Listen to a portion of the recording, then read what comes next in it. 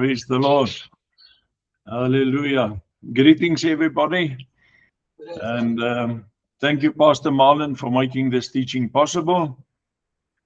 And I'm sure you will all enjoy this teaching. I don't think in principle it's something strange and something new. It's just a reconfirmation of principles. Praise God. I spoke to Pastor Marlon, and I just think, as introduction, let me just say, I'm going to do the whole teaching, and then at the end, I'll allow, if there's any discussion or questions, we can do it then. So I'm sure you've all walked your walk, had some water, and everybody's happy. Right.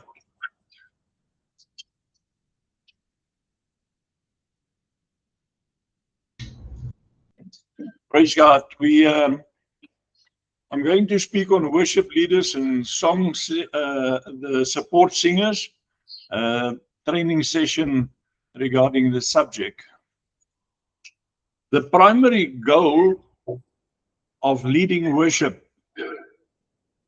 The success as a worship leader or a support singer does not depend solely on being the most skilled or talented individual. Amen. It also does not depend on imitating others or having a full-time position. Instead, success in these roles involve the following: personal character development, improving leadership skills within a team, enhancing effectiveness in planning and by rehearsing, increasing the ability to collaborate with different musicians and singers. It also involves the ability to effectively lead worship in different contexts and situations.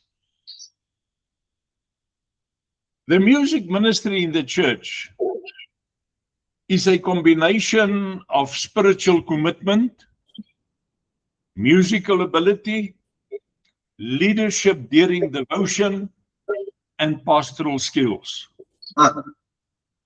Achieving success requires the creation of meaningful worship experiences for the congregation.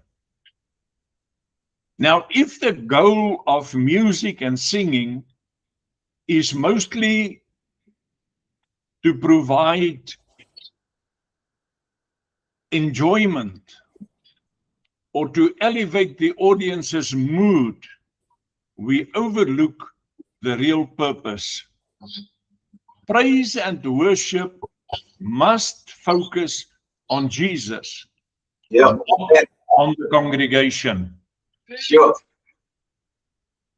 When the Lord is exalted in song and worship, individuals become aware of His presence. This awareness that God is present amongst His congregation creates a sense of awe within the assembly.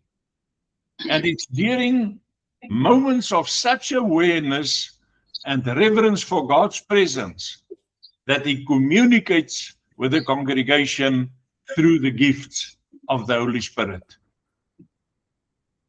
Now, worship leaders and support singers should be cautious of the influence of worldly nuances.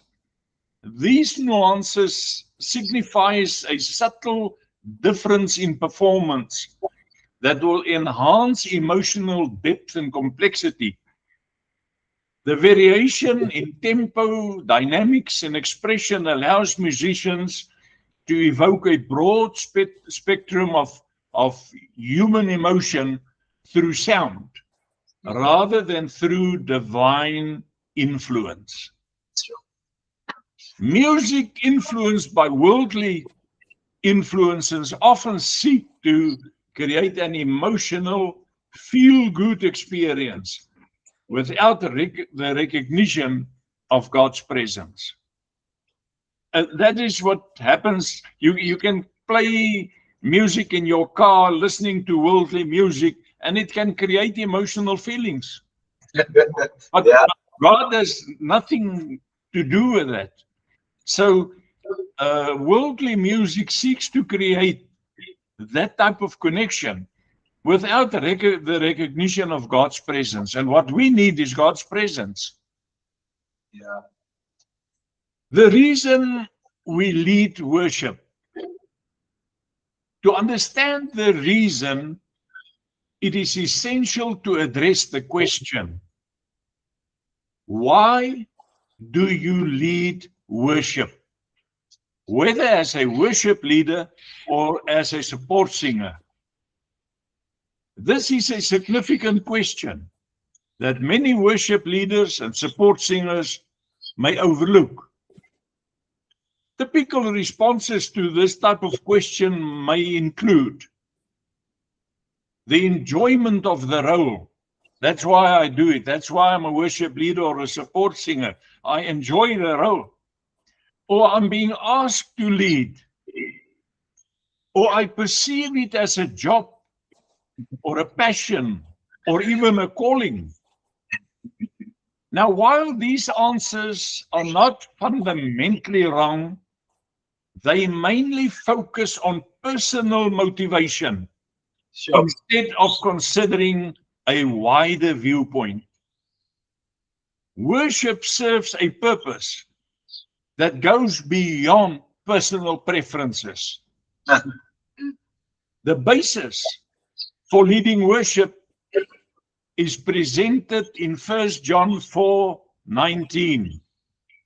We love him because he first loved us.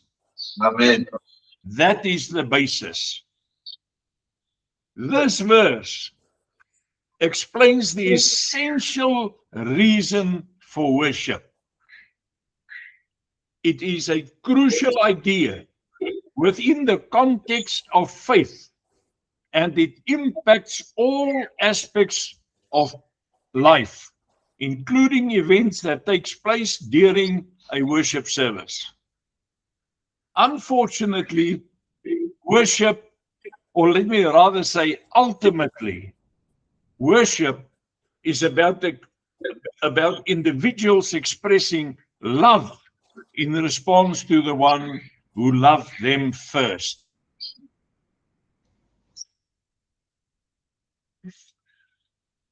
Responsibility of worship leaders. Worship leading is a process in which worship leaders assist the congregation in responding to God.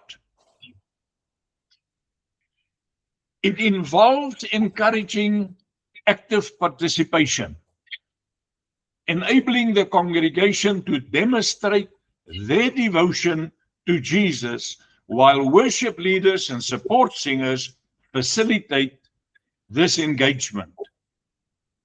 In essence, a worship leader aids the congregation in expressing their response to God. Worship leading isn't performance, it's ministry. Amen. Let me say it again. Worship leader, either as a worship leader or a support singer, it's not a performance, it is a ministry. Yeah. A ministry that emphasizes the importance of prayer, scripture reading, and humility to maintain authenticity. Invest in continuous training and practice. Building solid vocal techniques, rhythm, and harmony skills will enhance your ability to lead with confidence. Leading worship is also more than just singing songs. And I just want to inject, when I refer to leading worship, I'm including the support singers. It is more than just singing songs. It's about creating an atmosphere where people can encounter God in a meaningful way. Amen. A worship leader's role is to guide the congregation into a deeper experience of faith, of unity, and spiritual connection. Whether you're leading a small group or a large church gathering, engaging the congregation should always be the principle and the priority. Building and leading a worship team involves important responsibilities. You are effectively creating a worship ministry that aids the local church in connecting with the Holy Spirit to experience the depth and the height of God's presence. Think of it as a bicycle. A bicycle cannot be steered unless it is in motion. Yeah. When a bike is not moving, the front wheels can be turned in any direction, but it won't go anywhere. Paddling the bike generates the momentum that is needed for effective steering. If any components of the bike are malfunctioning or not working together, it can make the ride difficult and it will hinder the process. Yeah. Similarly, our worship team should create momentum by being active and personally engaged during worship to ensure a harmonious and meaningful spiritual experience.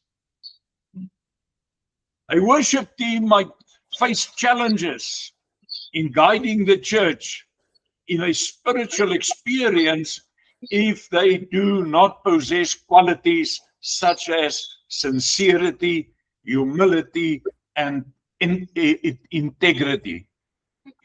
On the other hand, the team may have positive intentions. They might even be enthusiastic about worship.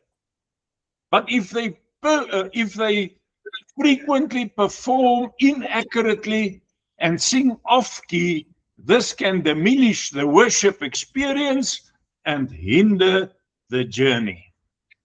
Amen. Amen.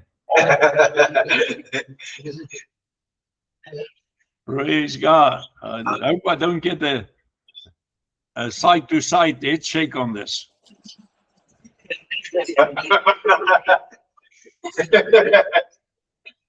Training worship leaders and support singers. Training worship leaders and support singers requires a combination of practical abilities, spiritual insight, and the foundation in biblical principles. Amen. An important aspect of this training is preparation. Amen. That means setting aside time to prepare oneself spiritually, and that is essential for meaningful worship. An important practice that is non-negotiable for leading worship should not be deviated from is pray, practice, perform. Amen. Pray, practice, and perform. You pray about the upcoming service, you practice beforehand, and then you perform in church. This approach creates space for the Holy Spirit to guide the worship team and offer creative inspiration for the service. Creating a program of songs involves spiritual guidance and ensuring that the selected songs are suitable and relevant for the congregation. The team dynamics. Leading a worship team requires understanding and managing the dynamics between team members and making sure that each individual feels valued and supported. Musical understanding is a crucial aspect for worship leaders and support singers to effectively lead a worship service. It involves not only the ability to interpret music, but also the understanding of the spiritual context in which the music is performed. Worship leaders must be able to select songs that resonate with the congregation and aligns with the service team and the time. Often it happens that the songs does not resonate with the congregation, and you have that poor interaction. And it could happen that the theme is not the same, and then the time. You know, when we sing a good song, it's easy to go on and on and on and on, and we forget about the time. That could be a counter effect, could have a counter effect. Support singers should have a strong understanding of the lyrics and the ability to convey the message of the song.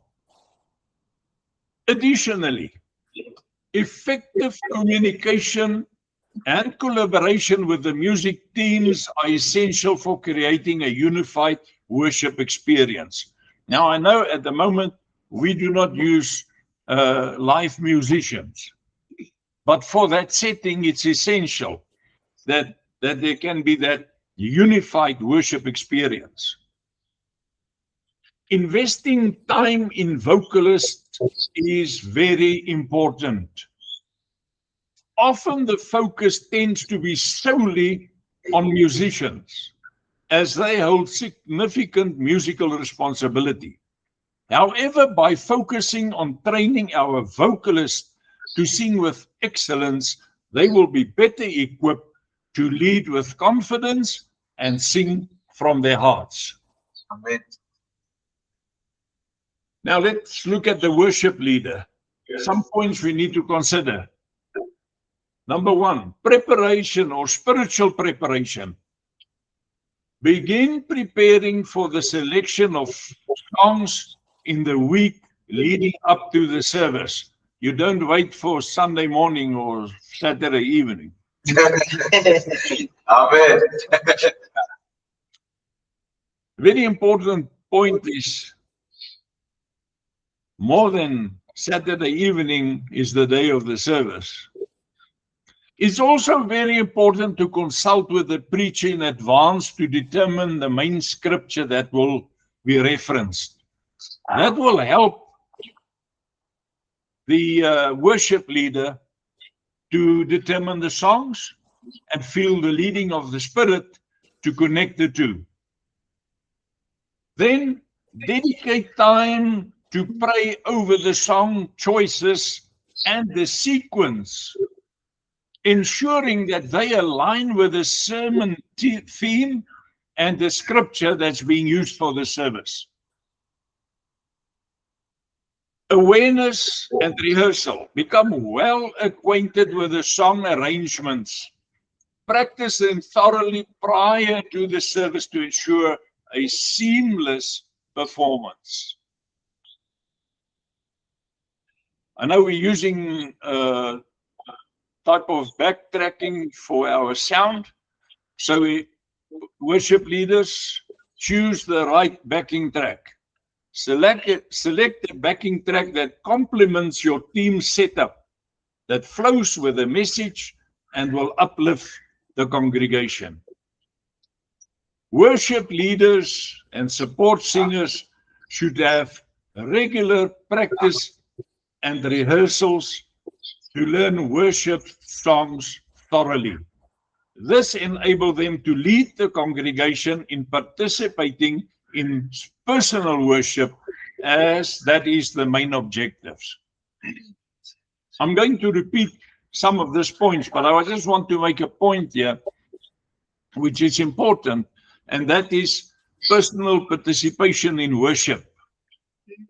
Because it is not just the congregation, it is also the worship leader, the worship team that should participate in the worship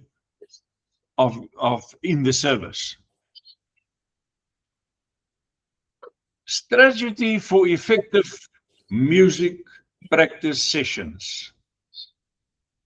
Establish a clear objective for each rehearsal by defining specific goals, such as mastering a particular section, improving rhythm, working on dynamics.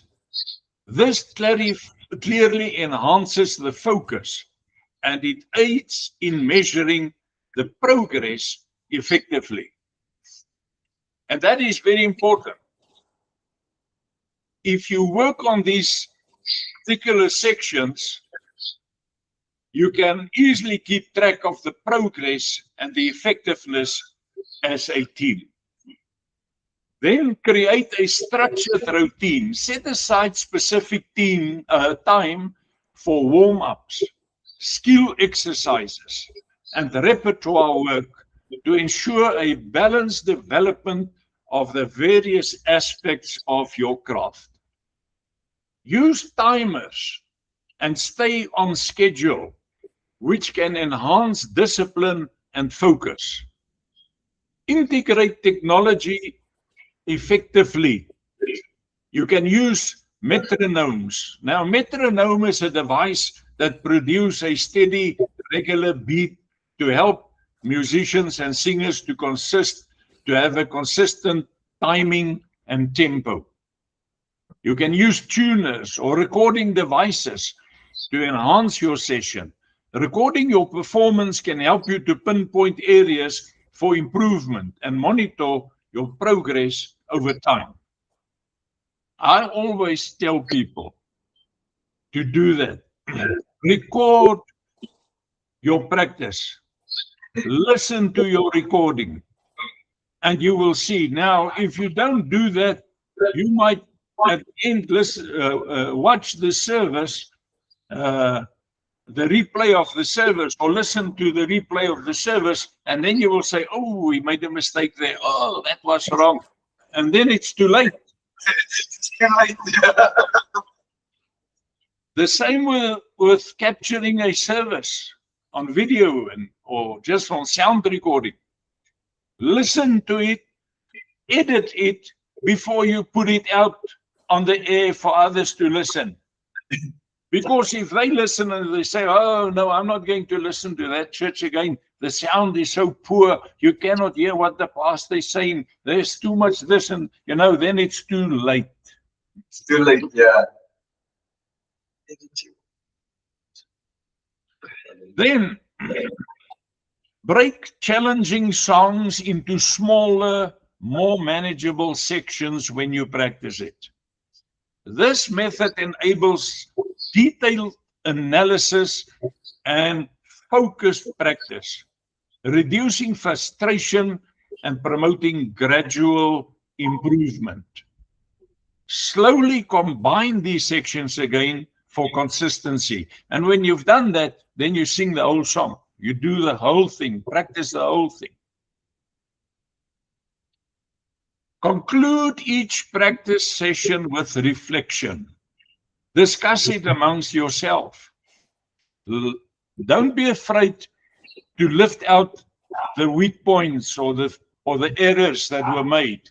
Spend some time noting what was accomplished, what aspects could be enhanced, and what will be the primary focus for the next session.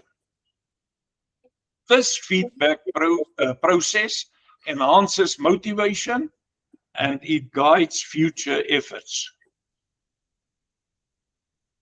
Now I'm going to just refer to live bands, key points when performing with live bands or backing tracks. Points we need to take note of. When performing with live musician or backing tracks, a worship leader and support singers should allocate the time to rehearse the songs together to ensure they are sung in the correct key and that the transition between the songs are seamless. Practice songs in sections. I've mentioned it just now. Practicing songs by dividing them into smaller sections like verses and choruses, and work on each part individually before you bring them together. Use repetition. Consistent practice helps in embedding lyrics and melody to muscle memory, making it easier to perform. Muscle memory is the process where repeated actions becomes automatic, enabling tasks to be performed with minimal conscious efforts. It's like saying a rhyme. There was for sometimes some joke about it. Say this rhyme in quick succession, and then your tongue is all tangled up and you can't say the words. But if you keep on repeating it, then you don't have to think about it. It just comes naturally. That is muscle memory. And the same with the songs, the word of the songs, the pronunciation of the songs, and things like that. Sometimes people pronounce things, it sounds like an out of this world word.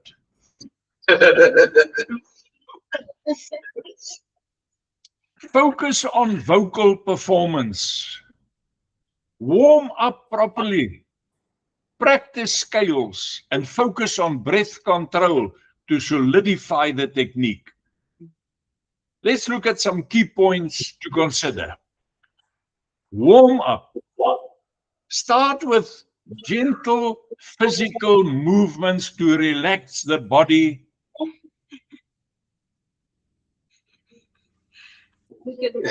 And reduce the tension in the neck, the shoulders, the jaw, and the face.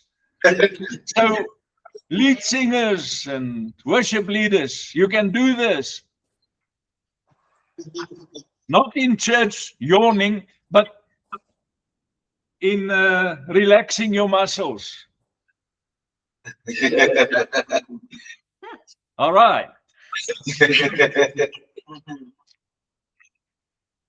Incorporate diaphragmatic breathing exercises to ensure a steady and reliable airstream.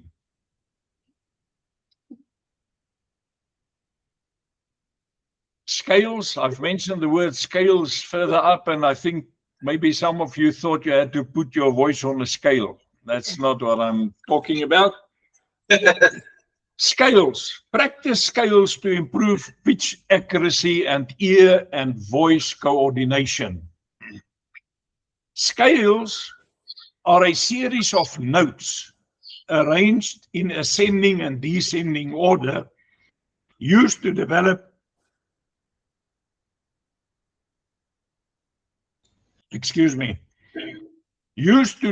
and improve vocal technique.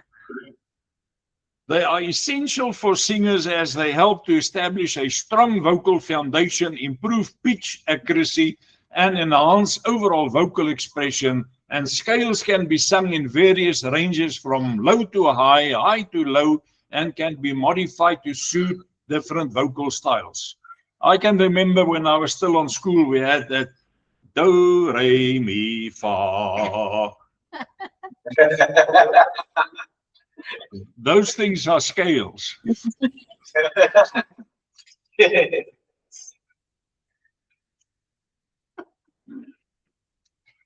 Breath control. Focus on the diaphragmatic approach to avoid chest breathing, which can lead to air loss and strain. Develop breath control through exercises like a sustained hiss,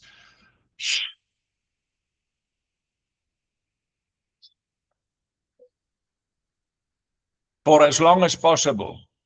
This helps you to develop control over air release and strengthen your endurance during the song.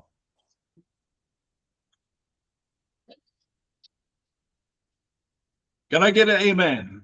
Amen.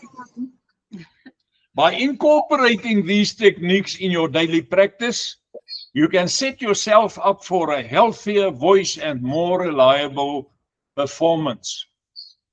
Now, you don't have to wait for a practice or a training session or in the church while you're doing it to use this. You do that when you're on your own. When you do your dishes or drive your car, you can say,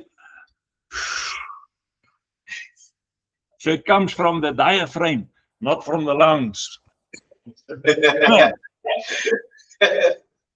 Remember, strong vocal warm-up exercises focus on developing breath control, keeping the vocal cords flexible, and assist in clear quality. Then set specific goals. Define clear objectives for each practice session to enhance the focus and the progress. By following these practices, vocalists can improve their performance and ensure that their songs are sung correctly with smooth transition and clear quality and pronunciation. The key points when performing with soundtracks. Performing with soundtracks instead of musicians in a congregation, consider the following points to ensure successful, engaging experience. Choose the right track. Select songs that match your style and fit within the service flow. Practice beforehand. It's crucial to practice with tracks before and to ensure vocalists are familiar with the track, the timing, and the transition. Use quality sound equipment. Proper audio setup ensures clarity and enhances the worship experience. Technical difficulties. Be prepared for potential technical issues such as computer crash and software malfunctions. If you are not prepared for that, and it happens during the worship, you might be thrown off guard, lose your momentum, lose your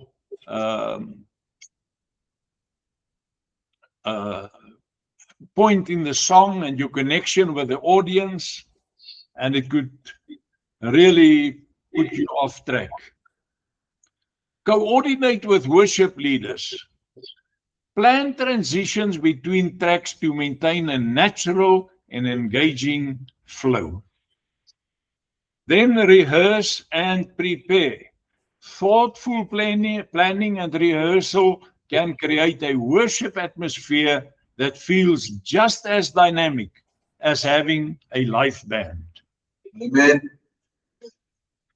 By following these guidelines, churches can effectively incorporate soundtracks into the worship service, providing a full professional sound that preserves the spiritual and communal essence of worship. A very important point is to invest time in vocalists, because that can never be overemphasized. It's essential. Invest time. When training support singers to perform effectively, they become more proficient in leading confidently, expressing themselves genuinely, and singing authentically. To succeed as a support singer in church, it's important to cultivate a variety of skills and practices. The first we look at is vocal skills. Improve your singing ability by taking vocal lessons. You don't have to go pay for vocal lessons, that will be good, but usually your lead singer or your worship leader will be able to help in those practices. Practice consistently and pay attention to your pitch, your tone, and your breathing. It all helps to clarify the words, the song, the timing, and everything connected. Then, song knowledge. Support singers, familiarize yourself with the worship songs by listening to recordings and to memorize them to assist the lead singer effectively. Remember, the support singer, you're supposed to assist the lead singer. And to do that effectively, you have to familiarize yourself with the worship songs. And you do that by listening to that oftenly. Make a recording of some of the songs and listen to them. Then stage presence. It's important. Connect with the audience through facial expression and body language, while maintaining a humble and worship-centered attitude. Sometimes support singers focus so much on singing that they themselves don't participate in the act of worship. Amen. It's important. You don't have to stand there with your eyes closed all the time. You can make eye contact, smile, things like that. Teamwork. Develop a relationship with fellow worship team members. Seek constructive feedback to enhance your skills. And then in preparation, and attend rehearsals. Know your part and prepare to make changes if needed. All right, to summarize. Training worship leaders and support singers in church involves a combination of practical skills and spiritual understanding. The key aspects we are going to consider is spiritual preparation. Support singers and worship leaders should be spiritually prepared in addition to being musically prepared. This involves regular prayer, Bible reading, spending time in God's presence to foster genuine worship. Engage your team in discipleship and spiritual development. Pray together as a worship team. Amen. Encourage one another. Speak life over each other. And practice with a click track to enhance group cohesion. A click track consists of a series of audible cues, often clicks or beeps, that indicate the tempo and the timing for musicians and singers. That will help you to sing, to break down at the same point, because or else someone can stretch that one word while the others are stopped. No, this is a click sound. Right, practical skills. Worship leaders and support singers should be well prepared with the knowledge of the songs, even the history of the songs, and the correct verses to sing. They should also be aware of the importance of the song selection and the impact of their attitude on the congregation. Establish personal connection with the music and the songs to be performed. Practice outside of team sessions and memorize songs to enhance your music ability. Musical and technical training. Support singers and worship leaders must develop a musical proficiency. This includes vocal techniques, knowledge of song keys, the arranging music for accessibility to the congregation, and regular Rehearsal with a team promotes confidence and it facilitates a smooth execution, enabling leaders to concentrate on guiding worship instead of technical difficulties. Choosing songs that combine familiar tunes with new material encourage congregational participation and it enhances the sense of unity. Team formation and leadership. A strong worship team requires intentional team development. Intentional team development. Leaders should involve team members in discipleship. I'm talking about team members in the worship team. Leaders should involve the team members in discipleship, prayer, and mutual support rather than focus solely on rehearsals. Clear communication, direct eye contact, and a welcoming demeanor fosters unity and participation. And that type of connection within the team, the worship team, that flows over to the congregation, and you have the same requirements basically there. Direct eye contact, a welcoming demeanor, you smile, you don't frown when you sing a song. Smile. Eye contact. Look around. Not all the time. Now and then, make eye contact. But worship. Amen. Worship. Right. Training should emphasize the responsibility tied to a shared vision. Successful training depends on teamwork and positive relationship, ensuring that the musicians aligns with the service.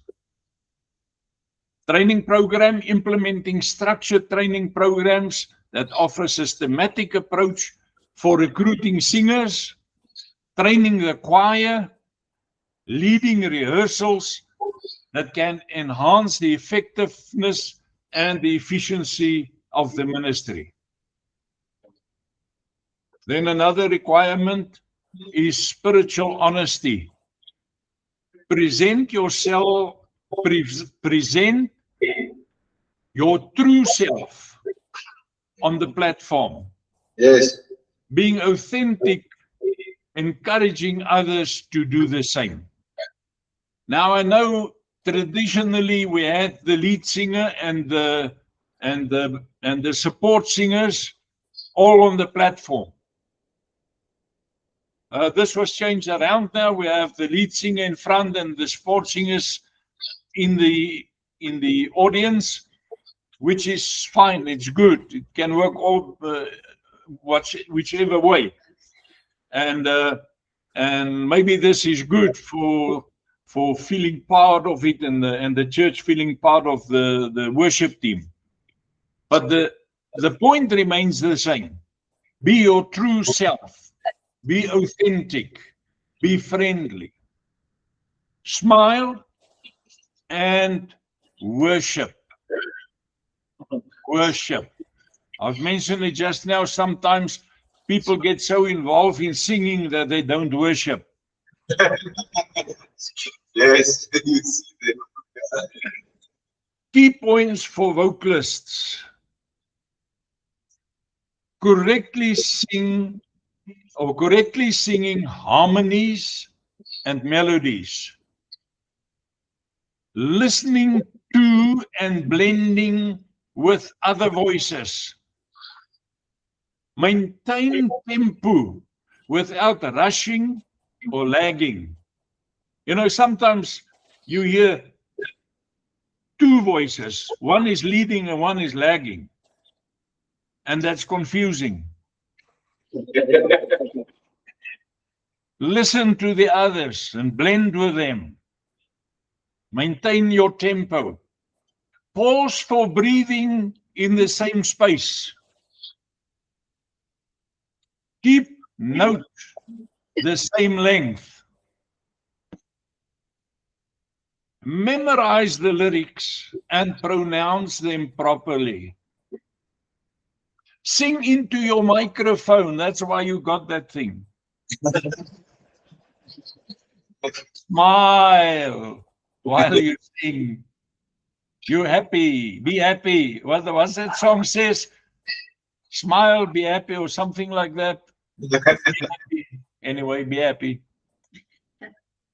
Do vocal warm-ups at home before church, before coming and on your way.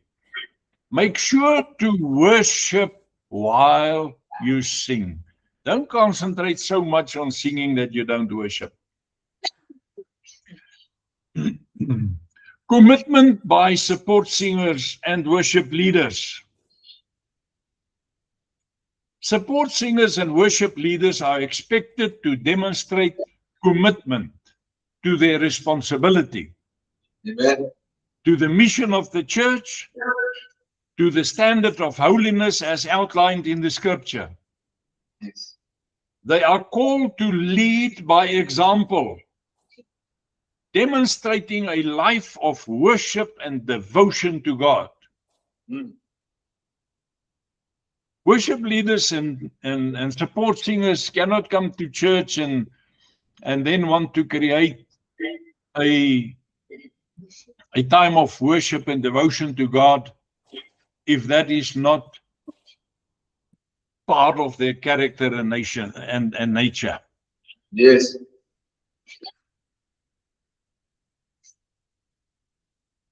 They have to demonstrate a life of worship and devotion to God. Yeah. Their commitment should be evident in their church attendance and coming on time for church. That's very essential.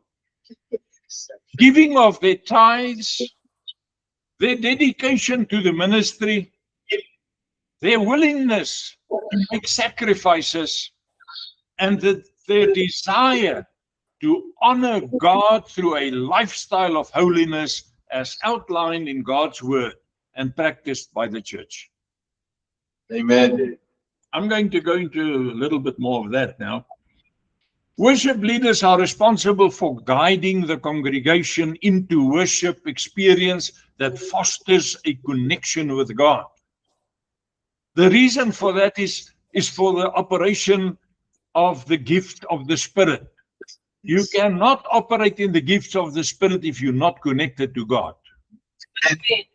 And a very important point that I want to make is that worship leaders and support singers can also operate in the gifts of the Spirit.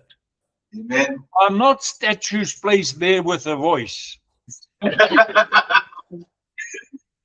If you connect to God through worship, God can use you in an instant Amen. to operate in the Spirit. Because you are responsible for guiding the congregation. Worship leaders and support singers prepare the environment for the delivering of God's word. They exemplify a lifestyle of worship, promote unity amongst worshipers, and facilitate encounters with God from within the congregation. The worship team plays a crucial role in guiding the congregants towards a connection with God, a role far more significant than many realize. Yeah. Their role as worship leaders and support singers is often underestimated. Worship leaders and lead singers are not merely music performers. They are spiritual guides, Yes. setting tone for worship and demonstrate what it means to worship. Yeah. They create the atmosphere and they demonstrate worship. to the congregants. Through their participation, their dedication, their guidance, they create an environment where God's presence can be felt, enabling individuals to participate in a significant spiritual experience. In other words, they are not merely performers. They serve as representatives of God.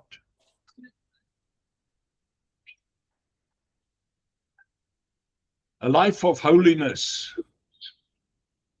unbeknown to them, worship leaders and lead singers,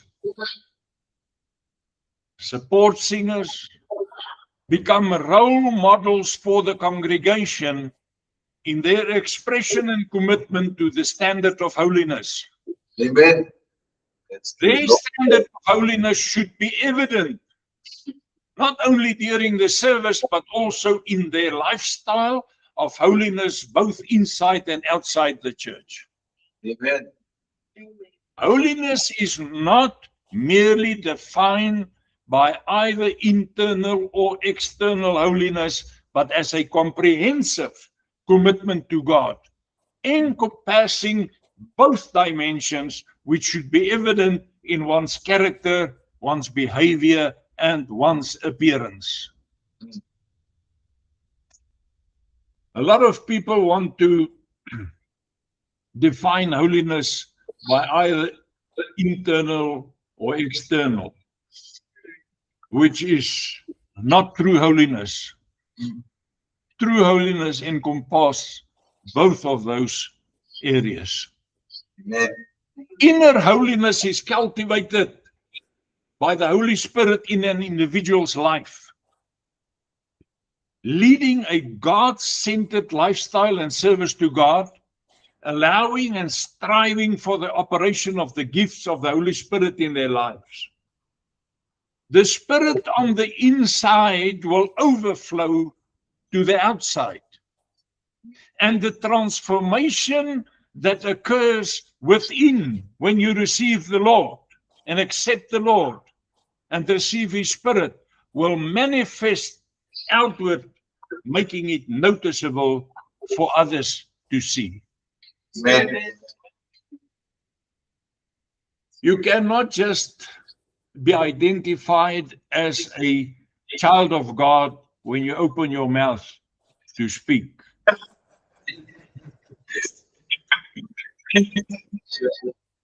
A spirit-filled child of God develops a desire to be obedient to God's word.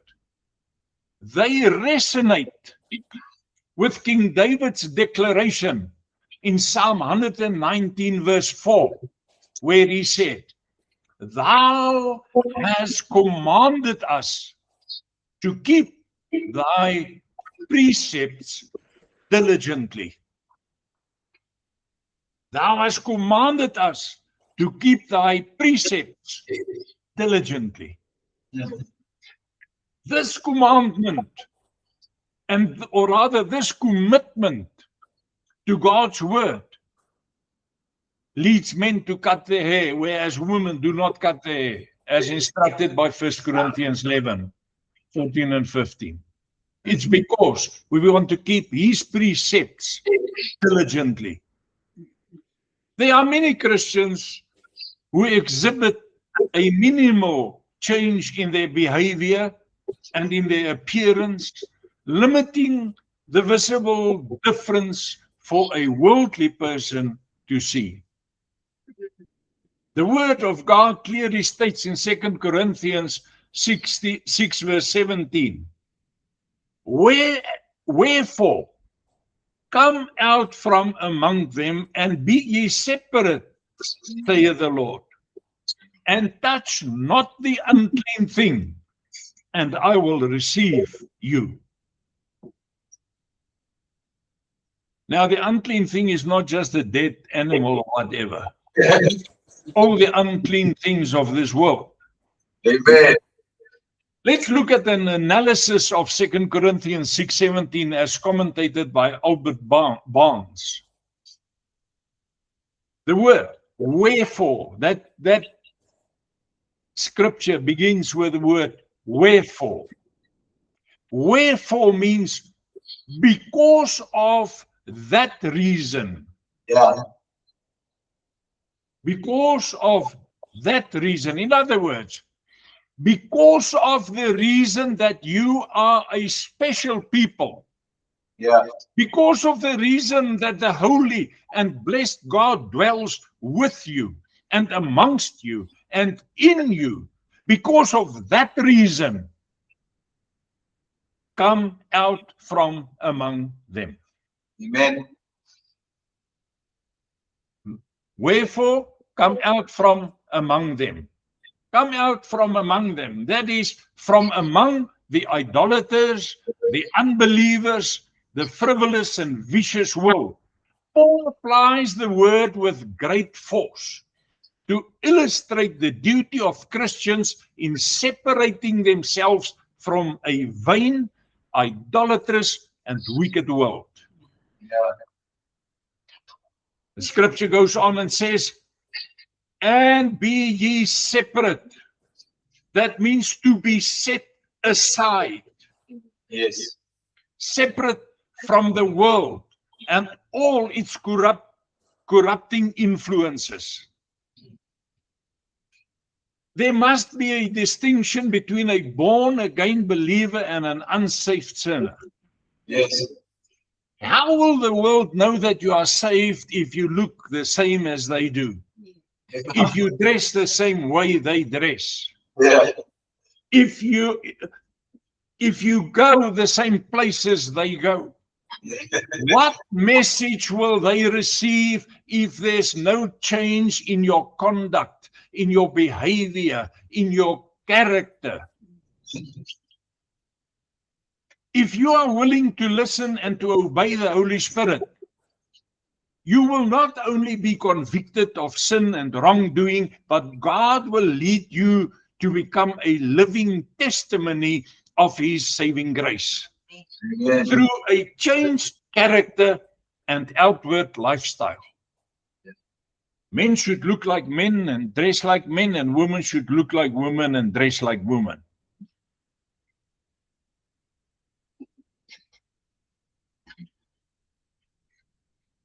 Sinful lifestyles and worldly fashions and trends have blurred the lines of distinction between men and women.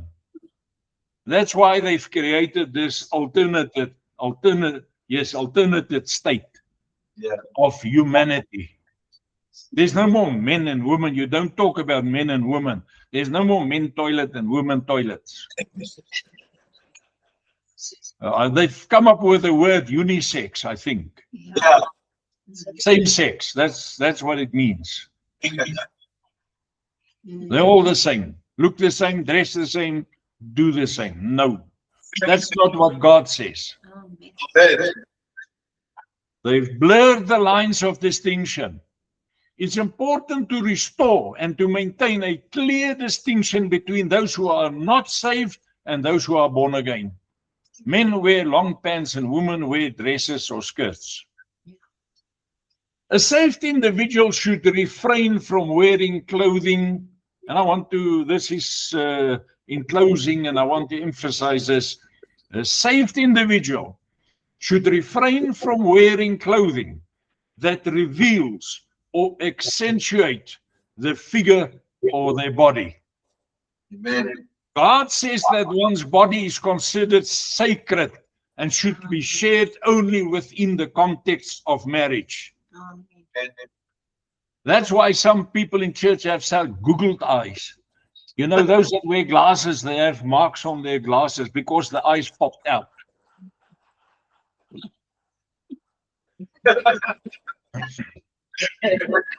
Your body is for the married. Amen. Unsafe women often choose clothing that emphasize their physical figure and highlight various contours, using low-cut blouses to reveal more of their upper bodies than are necessary. Yes. This choice reflects a preference for clothing that showcases their physical attributes rather than following guidelines for modesty and holiness as indicated by the Word of God. Amen. By presenting themselves in this manner, they attract the attention of men, which can lead to feelings of desire and lust, exactly as the devil intended. Yeah.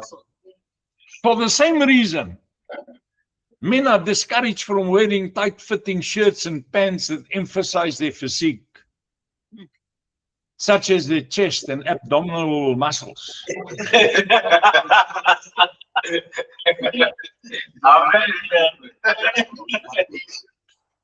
In order not to be a stumbling block to others, as Paul puts it in Romans 14:13, men should wear slightly loose-fitting shirts and long pants. Amen. We know you've been to the gym. We don't want to see it. Tell us about it.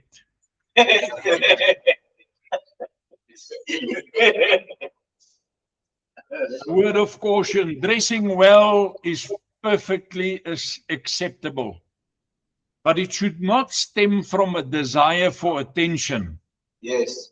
It is easy to inadvertently fall in the trap of pride by focusing on clothing and style rather than on one's blessings. Individuals often pose in various ways to showcase their achievements and their outfits, not realizing that this emphasis can distract from a more appropriate spiritual focus, leading to perception of arrogance and pride. I see them on Facebook. Man, they pose there by that car, but the focus is on their tight-fitting clothes and things like that.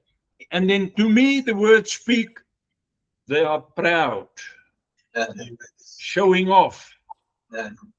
We don't pose to show off. Amen. Take a picture, that's fine. Have nice clothes, that's fine. But be your true self, like in church. Amen. Amen. In closing, your body is holy. Clothe it in a way to display your holiness. Amen. Your life is holy. Live it in a way that will display your holiness. God bless. Amen.